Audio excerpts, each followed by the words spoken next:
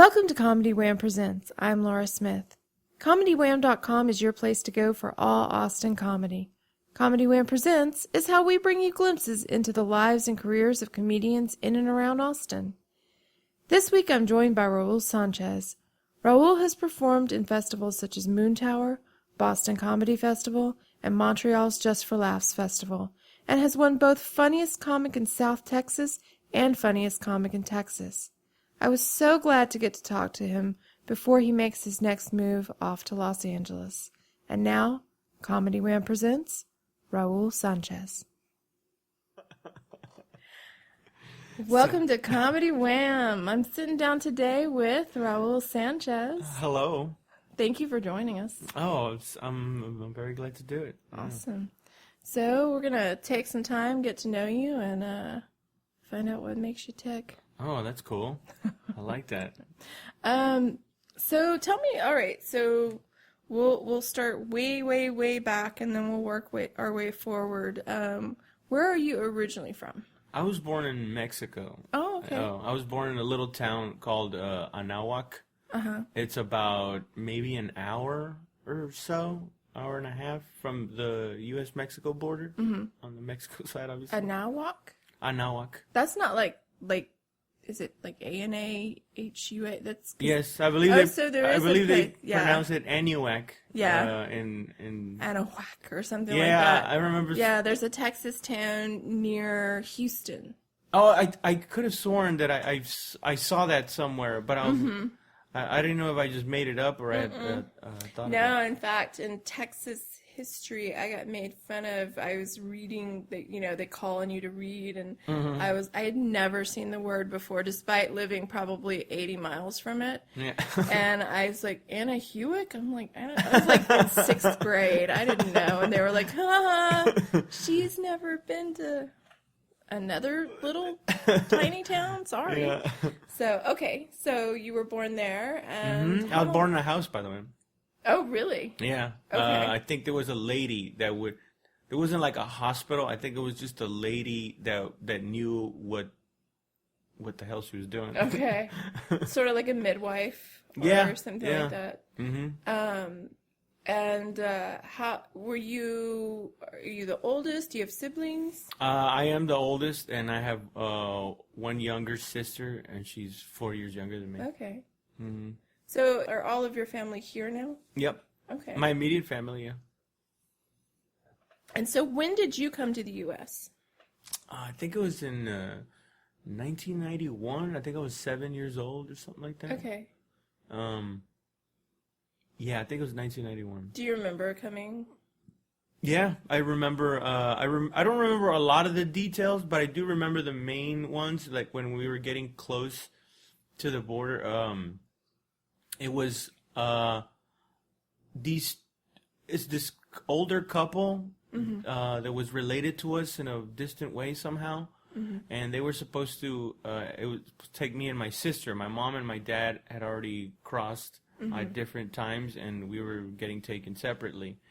And I remember them coaching us and explaining to us what certain English questions sounded like. Oh, wow. And to answer give the proper answer to it and try to pronounce it as best as possible. Oh, wow. Okay. Yeah, and if nothing else, don't say anything if nobody talks to you. Oh, wow. And I remember when we drove up to the border, me and my sister were in the back, and we were just waiting, and we were like, this is probably where my anxiety started. Because I remember getting a little bit nervous, like, oh man, we're getting close. And then once we get there, the guy peeks in. They're of course they're legal residents. They show their cards and everything. And then the guy looks in the back, and then he asks, "Are those your kids?" And the guy goes, "Yep." And he goes, "Okay." And he just let him through. You're like, I didn't even get to use my line. Yeah, exactly. Oh, wow. So where'd y'all cross over?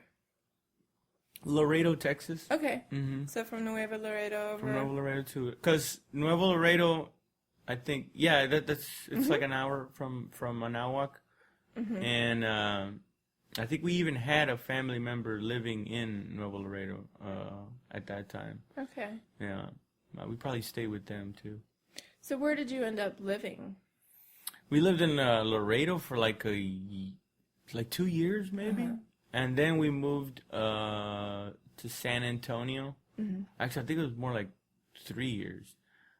But in 1996, I want to say, we moved to San Antonio, and I lived there till I left for the Army. So did you speak English at all when you came over? I'm guessing not, if they had to kind of like coach you on. No, what I things sounded like. didn't know any English. I learned it in like about a year. Mm-hmm. Yeah, but it was real seamless. Well, what I've heard is that like when you're young as a kid, it's very easy to pick up a language. And I was 7, and I just remember starting on the 2nd grade, and then at some point in the 3rd grade, the teacher asked me a question, and I answered it in English, and I was like, "Oh, shit! Like, I know English." Yeah, my mother actually became the family translator when they were stationed over in Germany, because she was, I think, 8 or 9, and she picked up on it quicker than everyone else, and so they would take her. Wait, this shopping. was who? My mother. Oh, your mother. Mm-hmm. And so, she picked up on German quickly, and so she became like the one that they took shopping and everything to do the transactions. Yeah. So, yeah, when you're around 7 or 8, 9, that's when you absorb languages so easily. Yeah. So. That's what I've heard, and I obviously, I guess I'm an example of it. Yeah. So what was it? Okay, so did they immediately enroll you in school when you moved here? Yeah, as soon as I got here, they enrolled us right into school, and I remember like not knowing what people were saying, but the teachers were kind of cool, and some of the kids were really cool, because Laredo is really like. It's like 99% Hispanic, and everyone speaks Spanish. Okay. Everyone. It's basically it's Mexico that happens to be in America. Right. Everybody speaks English, everybody speaks Spanish, and the kids I guess they grew up with immigrants their entire life, so everybody knows you got to talk to them in Spanish and explain to them what's going on, So you kind of got a gradual... Yeah. Introduction as opposed absolutely. to like if you had been dumped in Wisconsin or something. Sure, yeah. It would that would have that would have been bad. Yeah. So okay, so you came over and y'all ended up in San Antonio when you were about how old? I think I was let me see. I may have been 13 or 12. Okay. So did you 12. You like 12? All right. So, did you know that you were going to be a comedian then? Were you into comedy that early on? No, I think I definitely never thought, man, I wish I could do that. Mm-hmm. But I do remember the first time I saw I think it might have been Eddie Griffin. Mm-hmm.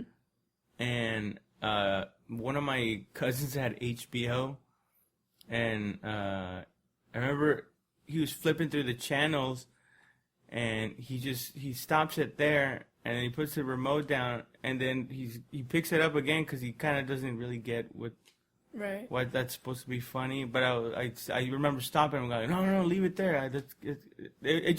I found it so interesting that it was.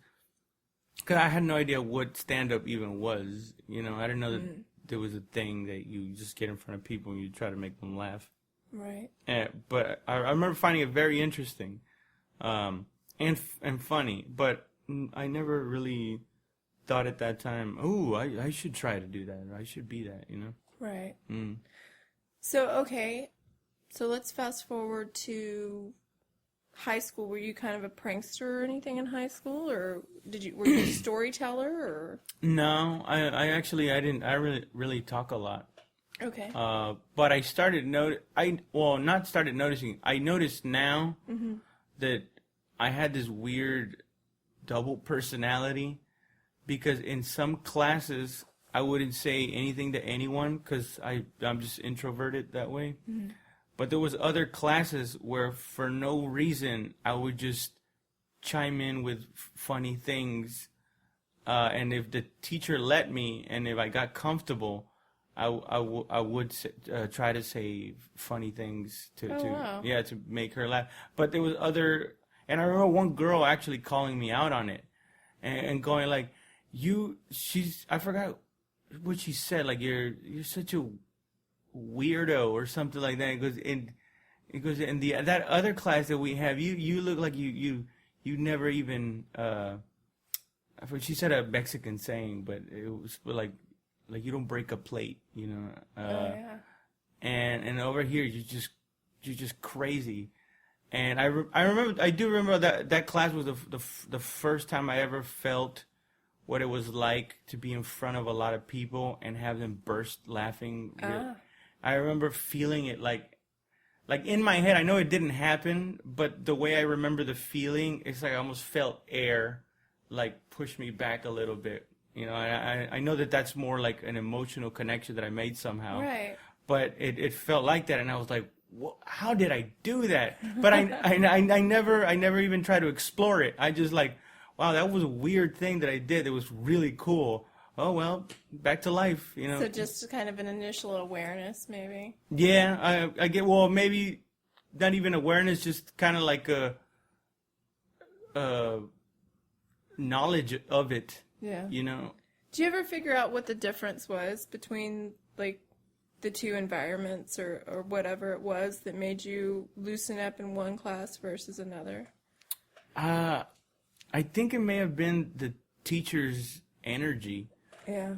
Because the teacher she was cool, but she was smart, and this is the class that I acted up in. She was cool, she was smart, she was really old. Really old, so she didn't like really have like this like, y'all better be quiet and shut up and blah blah. She would just kind of look at me like, all right, I get it. She's seen some things. Yeah. She's like, all right, just get your thing out so I can do my job that I need to do to feed myself. After that long, you were probably a breath of fresh air. You probably entertained her. Imagine. At some point, because that's when she gave me that I had that opportunity to make everybody laugh, because she wanted to do an experiment, because I think it was called government, and she wanted 2 people to run for class president of the classroom, and she chose some kid, and then she chose me, and I was like, now the shyness started to kick in, and I was like, I don't want to do this, and then we separated in teams, and then we like, all right, well, you got to appoint somebody to be your campaign manager, somebody to write your speeches, blah, blah, blah. And I remember the other kid, he took those big construction paper giant things and made an American flag, but I guess they rushed it, so they didn't put all the stripes and all this stuff. They just kind of like, you know, they're like, whatever, it's the American flag, we can all tell, right? And he put it behind him as he's giving the speech, and they asked him like, well, why do you think you're better than your candidate? He said something, and then they asked me, and I said something, something, something, and also, unlike my opponent, I know that the American flag has 50 stars, and everybody, like, I could see, I remember seeing a couple of girls, like put their hands over their faces and like look like they were about to cry of how hard they were laughing. And I to this day I can see why it was funny, but I didn't understand why it got such a huge giant reaction. Right. And I think it's because none of us had made any jokes up to that point. We hadn't tried to be charismatic. We were trying to imitate what we would see on television, right? You know, which is very proper, and well, this is what I do, and this is what he says, and blah blah blah. This might be your time. Maybe you should run. Right. Right. Apparently, who would have known, right? Apparently, I stumbled onto something that I should have ran with. You were so ahead of your time. Although I can't. I can't run for president because I wasn't born here. Well, wait a And few neither can years. Arnold. I have a feeling that we're drifting towards Everybody can do it. right. Yeah. If he can, anyone. The age is gonna get lowered. You're gonna do it over your phone. Right. It's gonna be with likes instead of votes. Yeah. Ryan Seacrest will be the person that hosts the election. The moderator. Yeah. Oh my God. So tell me about. Okay, so were you a resident at that time? Did you have citizenship? I think I became a resident around at the age of 13 or 14 through my grandma. Okay. Who was born here, but she lived her entire life in Mexico. That's okay. Why. Oh, really? Yeah. Okay. Well, they only spoke when they lived in Texas. When she was born, all they spoke was Spanish. Mm-hmm. You know, so when everybody, I think they got actually kicked out of their land, and so somehow my grandma ended up over there, but she was technically a U.S. citizen, okay. And that's how we were able to get our not citizenship, our legal status. Okay. Mm-hmm. So I think I had read somewhere or heard you say like you actually ended up getting your citizenship through joining the military. Mm-hmm. What made you decide? First of all, what made you decide to join the military? I think ever since I was a kid, I knew I was going to be in the Army, really? And I knew I was going to fight in a war. And that's just something that I think I have like a kindergarten.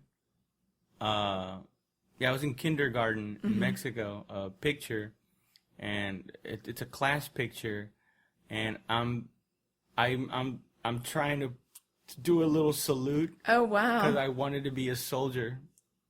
But it looks like I'm trying to cover the sun. Uh-huh. But I was trying to sneak it in like that. So they wouldn't stop you. So they wouldn't stop me, yeah.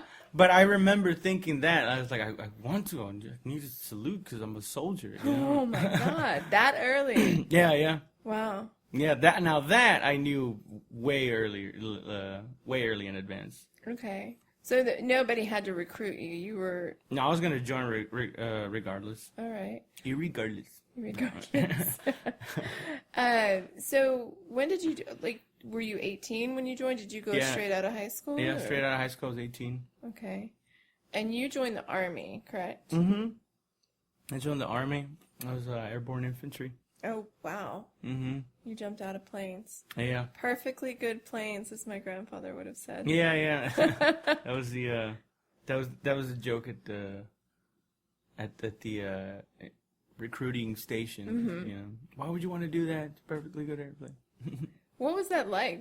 Do you get a rush from it, or was it? I got frightened. Yeah. Well, you know what? At the time, I didn't know I was afraid. Mm-hmm. I just thought, boy, it really gets cold right before we get to jumping, because my knees start shaking. You know? And then, after I got out of the Army, I was like, wait a minute, it wasn't that it was cold. I was nervous. You know, I was really, really nervous. Yeah. So. You joined when you were 18, and I think how many tours? You went? They sent you immediately after boot camp, or was it? Oh yeah. Timeline I'm trying to think of. It was. I joined. I joined in the summer. In the summer of 2002. Mm-hmm. In June, and after basic infantry school, airborne school.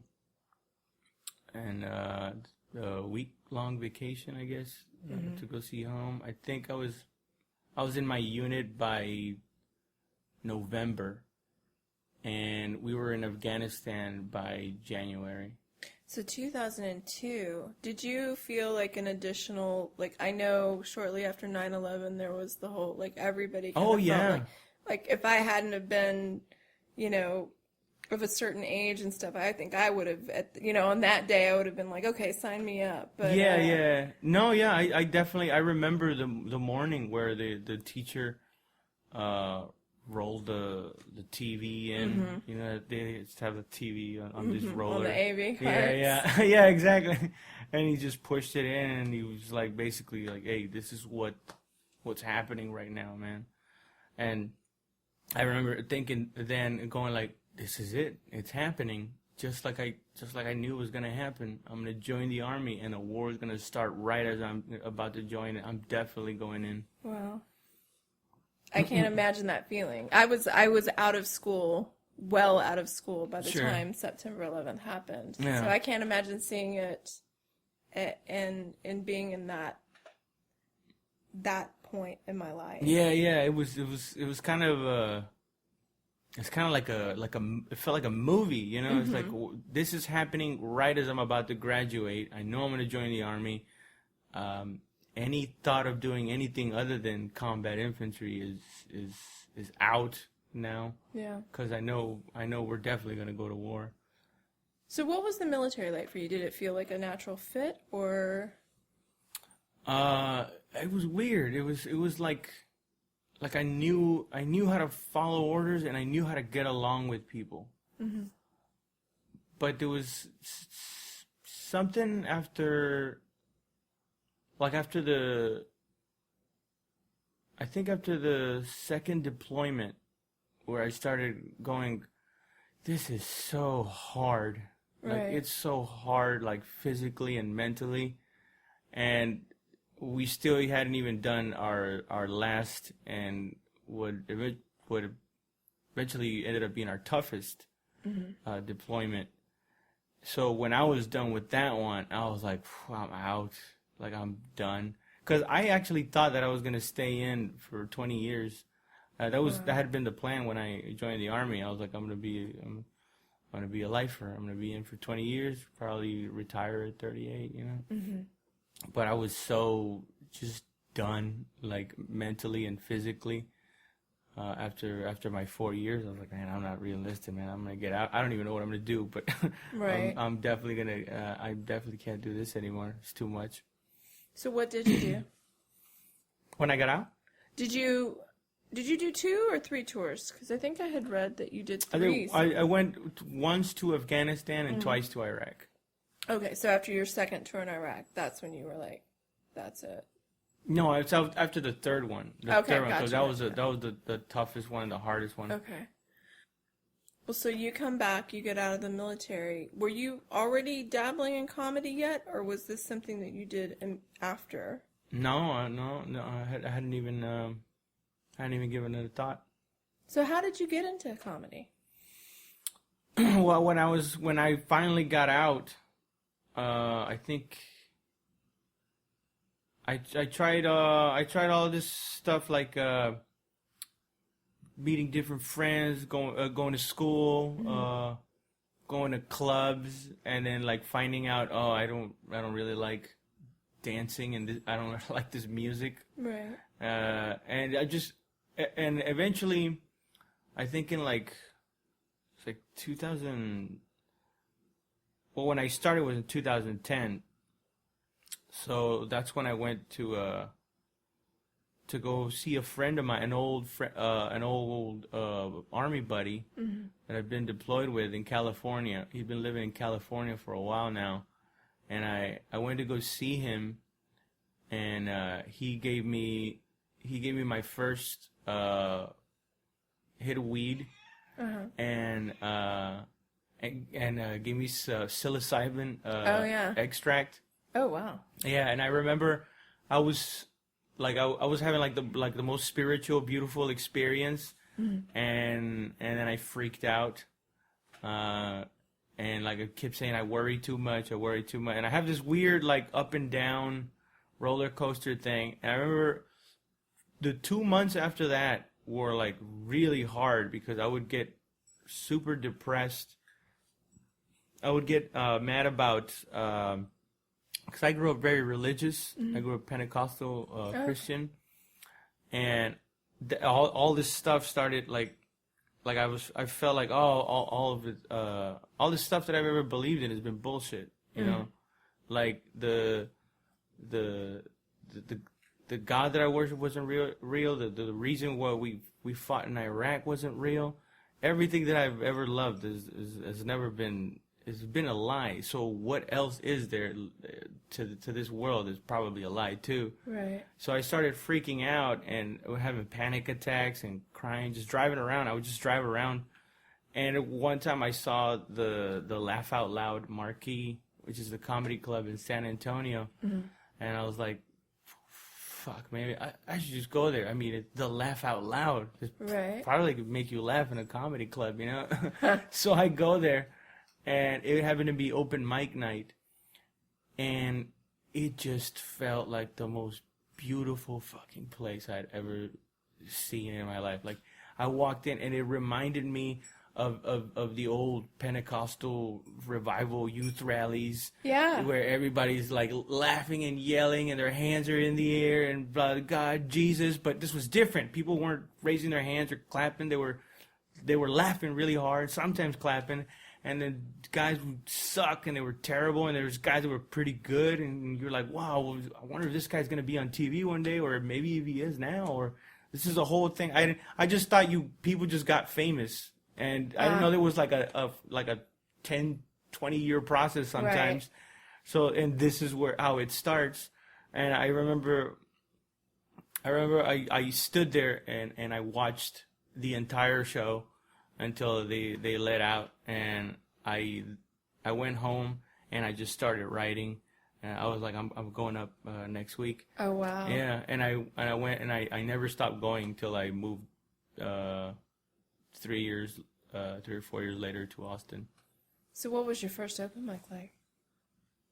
Like it went good. It was the next week, right? Yeah, it was the next week. It went good. Mm-hmm. Yeah, but it was just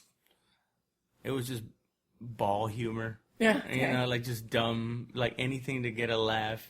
Sex humor. Yeah, but I remember it went well. It went really good. Where I was like, oh my goodness, I did it, and it went really good. Like I was super excited. It felt great. You know. You got to experience that same kind of energy, I guess, that you had in that class that time. Yeah. So you were doing that pretty much week after week. Do you remember the first time that you felt like you bombed? 2 weeks later. Oh, really? Yeah, because I remember I had the second time I did it, I did good again. Right. But I had written different material. I had written all week. Oh, again, wow. Again, because I was like, well, this material's already good. I've already got 5 minutes. Right. But let's start adding some more to it, you know? And I remember I did went up the second time, and I did really good again with different material. And I remember sitting down, and the manager came up to me, and he sort of knelt down next to me. And he goes, he's a British guy. He's like, you don't have to keep doing new material every time. He goes, he basically said, you should hone it, like repeat it so that it's more crisp. And I was like, I don't know what he means by hone it. It was written, it was said, it's good, And then, so the next week I came back with another different set, and it just ate a bag of shit. It was so bad. It was so bad. I went home and I was punching the steering wheel, like crying. Like getting all emotional. I was like, that's never gonna happen again. That's never gonna happen again. And I went home and I bought the Rodney Dangerfield album, No Respect. And I remember I listened to it like nonstop for like 2-3 days, and I would write down the jokes. Like, write down every joke, word for word, exactly every word that he said.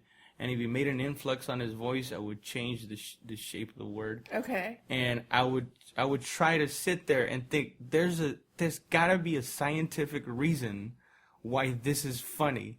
And I would look at it and I go, all right, well, basically it's you take a thing and then you say you stand against something, and then in the next sentence you contradict yourself without knowing and thinking that you're putting someone in their place. All right, that's a formula. Oh, wow. Yeah. So you self-deconstructed the formulas for comedy, essentially.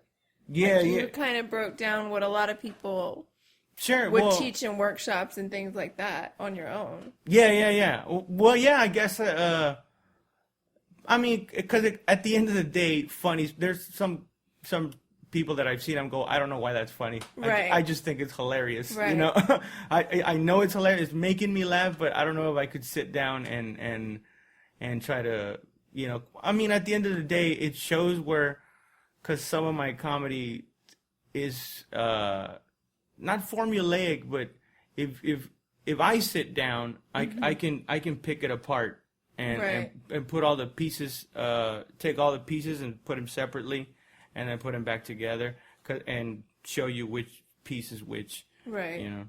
But then again, that is what becomes your style. That's what makes you. Mm-hmm.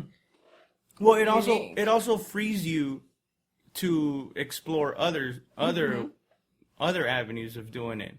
That's how I evolved, you know, of doing, because when I first started, because that is how I taught myself to write, by watching studying Rodney Dangerfield in every sense of the word. I would only do one-liners, and I could only do one-liners. Oh, really? And they were good, but I couldn't. Sometimes I wanted to say more, but I didn't know how. I just knew that one funny thing, boom, boom, boom, boom. Yeah. And then I would go, what if I would just say more about it? I feel like I have more to say about it. Right. But in my head, I'd be like, don't mess with the joke. It's already perfect. It's economy. You know, it's only like 12 words long. Right. Don't mess with it. Don't. If it ain't broke, don't fix it, kind of thing. You know. So at what point then?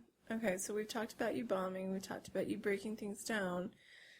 Was there ever a point you remember thinking, like, this is something I want to do full time? Like, this is, like, I can actually really do this. Like, because some people will bomb and they'll walk away from it for a while, or they'll. Well, I mean, I think maybe subconsciously, once I did it the first time, I somehow knew, because I remember specifically my reaction after I bombed was, that's never going to happen again. It wasn't like, that sucks, maybe I'll get it next time. You know, there was something in my brain that was telling me, we're going to do this a lot more times, and you have to get really good, because otherwise that can happen again, and it sucks really bad. Right. Just avoid that feeling wherever you can. Yeah. Huh.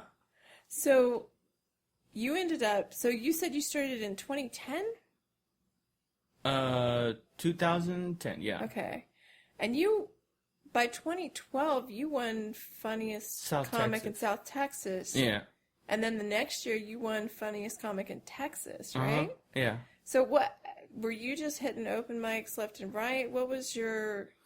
I think it was because the style of writing, the evolution of it at that point was perfect for competitions. I was writing short jokes that were clever, and sometimes they were kind of cute, and then sometimes they were very colorful, and it was just perfect. It was perfect for doing 5 minutes, right? You know, doing 10 minutes, doing like a tight set. Yeah, and just super tight. But then when I wanted to start talking about real things, that's when I never won a competition again, even though I've been in a couple of them. Really? You know, quite a few of them actually, because now I'm starting to say what I want to say. Yeah. But it's not. It takes me too long to set up to get there, and then eventually get comfortable with the subject, and I'm actually still in the process of evolving. Like I'm not even close to where I know I can be, because I'm still messing with with the joke thing, I love I love writing jokes. Right. I could just write jokes just for the hell of it, because it's so much fun. It's like science, you know. And but I also sometimes I want to go crazy on stage. Like I want to say something wild, like reveal something really dark about myself. Right. And I'm still in the process of trying to marry the two of those. Yeah. The jokey joke format, and also saying something that's really personal and heartfelt, if for lack of a better term. So you can see where your comedy is currently evolving right now. Yeah. So I've watched you for I think about 3 years. I think the first time I ever saw you was like at an open mic at Kickbutt. But I've seen you I think for about 3 years, and I every time I've ever seen you, I think you kill.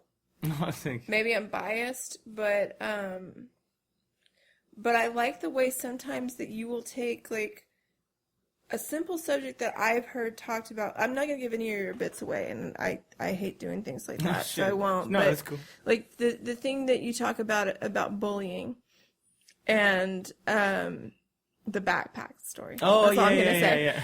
And that's a subject that I've heard covered a lot in comedy, but you take just a totally new slant on it.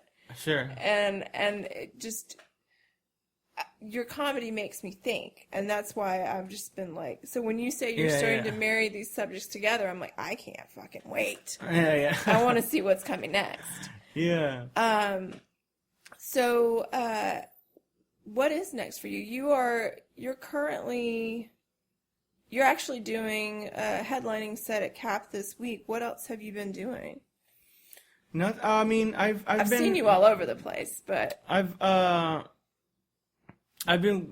recorded this headlining set that I did last June, early July, and I'm gonna put it out as an album by the end of the year, because the material that I did yesterday, I got it up to like 45 minutes, and it's kind of good.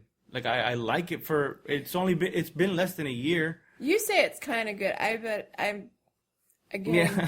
might be fangirling here, but I'm pretty sure it's very good. No, well, I mean, I could tell where there's spots that because sometimes I'll get lazy and I'll go, that got a chuckle, or people smiled if I tag this thing where I admit that it didn't work that good. Right. And then I gotta go, no, that's cheating. It's gotta be solid all the way through. And sometimes it doesn't work that way, but I can tell where I'm being lazy in some of the things. And then sometimes I go, yeah, I'm lazy, but that is kind of fun to say, you know, and I'll leave it in. But it's just tightening it up, you know. You want to be able to just go out there and just solid. The way I see it is, if I'm drunk and I get up there and I don't even worry about whether I'm going to remember any of it, and not that I'm reciting it, but I just feel it in my soul, and it's that ingrained in me and that tight. I love that material. Right. I love that material because that's how I felt about the stuff that I recorded last year. But then I started hating it because I'd been saying it for so long, and I was like, I gotta write new material because this stuff is. It was really... like your hit song that you didn't want to hear anymore. Yeah, so I was like I could get drunk and say it, but now I was reciting it, you know. And with this material, it's like I'm honing it, I'm getting it tighter so that there's less lulls, and I'm memorizing it too, the flow of it. But even if I'm drunk, I still get into it, you know. Like I don't just recite it. It's still fresh and fun. It's still fresh and fun, you know. So, given the current political climate, like I know that the shows that you're doing this weekend at CAP, proceeds are going to and I may get the organization wrong, but it was the ILRC, Legal Resource Center. Immigrant Legal Resource Center. Okay. Yeah. How much of what's going on right now in politics is figuring into your sets right now, would you say? Probably just the there's one joke I do about being an illegal immigrant, and it's not really like, look at what they're doing to us. We need to, you know. I just kind of I poke fun of certain questions I get asked, and that's about it. I guess the way I like to put it is, I think I like to take an angle of why I'm so fervent about, or so passionate about, not caring. Mm-hmm. And to a certain extent, yeah, I do care about it. That's why I'm glad to be a part of this benefit. Right. But at the same time, it's like, I can't. There's only so much somebody that's not super famous can do, or even if they are famous, by saying that's wrong. Right. You know, unless you're physically doing something, you're hiding immigrants in your attic. You know, if you start rounding them up, you're really not making a difference by just talking about it, like, to the point that people start going, all right, I get it. Because at that point, in my opinion, gets counterproductive. Right. I think you should say it, but you should not say it all the time. Yeah. So that it doesn't become, oh, this guy with this thing again. Well, I think it's more about action. Action is something you should do all the time. But talking about something all the time, I think it's counterproductive at some point. Right. That makes sense. Yeah, I've heard a lot of people say, and a lot of people address, like, oh, this is gonna, this is gonna be great for comedy, and every single comedian I've heard talk about it, either on stage or off, has said no. Like, we would much rather have other things to focus on than this. Yeah, of course. While it might be easy for obvious material, it's not. Yeah. We would rather have a happier, better country right now. Well, it's like the South Park guys said. They did a parody of the election as it was happening, and they asked them if they were going to keep doing it, and they were like, no, because it's too easy. The way they explained it was like, when you're parodying something, you're taking what something is, and then you're doing like an extreme version, an extreme out of this world version of it. But it's like, Trump is already a parody of himself, so it's kind of like how he's already over the top. Right. You know, how you'd almost have to be normal to be an extreme version of him. Which is like full circle. Yeah, it takes the fun out of it. Ugh. So what's next for you? I know you're gonna put that album out. What's your plans? I'm probably gonna move to LA pretty soon. Damn, we're losing another one. In June, and probably by June. Okay. I was gonna go to New York, but I did a lot of festivals last year. I met so many really funny comics and really cool funny comics, and they all just happened to be out of LA, and they would all go, dude, you gotta come to LA. This is where you have to be to start to jumpstart your career to that level where you're paying all your bills off of it, and you're touring around the country. And then all of a sudden, I'm seeing one guy that I saw at a festival a year ago. He's headlining one of my home clubs in San Antonio, and I'm like, oh man, I guess that is where you gotta go to get a booking agency, to book you places. Otherwise, you gotta keep emailing people, going like, hey, you mind if I use your name to ask this person if they can see me, and it's just embarrassing. So, well, okay, yeah, you're going to be in good company. I know that we've lost I say lost. It's not like y'all won't visit. You'll write, you'll call. Right. And if you really think about it, we kind of only see them when they're coming to do a show at the comedy club, right? So you'll be back through, I assume. Well, all right. Well, I look forward to seeing you come through again, and maybe even going out to see you in LA. But sure.